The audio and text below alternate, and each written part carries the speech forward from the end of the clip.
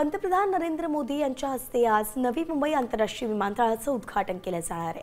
प्रशासनाच्या दृष्टीने उद्घाटनाची संपूर्ण तयारी करण्यात आली आहे। पंतप्रधान नरेंद्र मोदींचं दुपारी 2:40 नवी मुंबई आंतरराष्ट्रीय विमानतळावरती आगमन होणार आहे।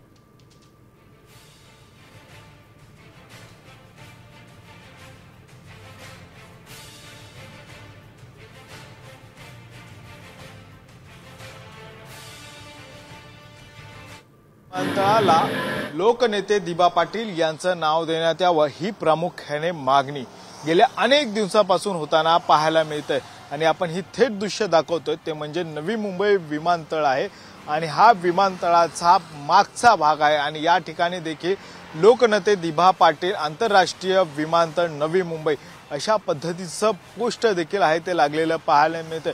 आज खरं तर याचं उद्घाटन आहे पंतप्रधान नरेंद्र मोदी यांच्या हस्ते होताना पाहायला मिळतंय।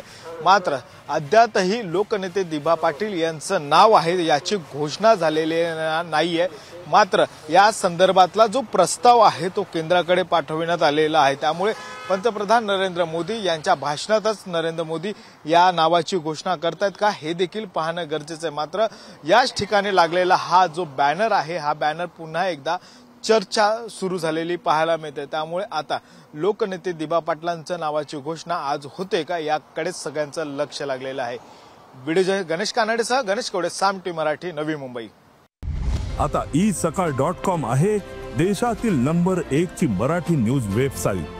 प्रत्येक अपडेटसाठी isakal.com ला नक्की भेट द्या।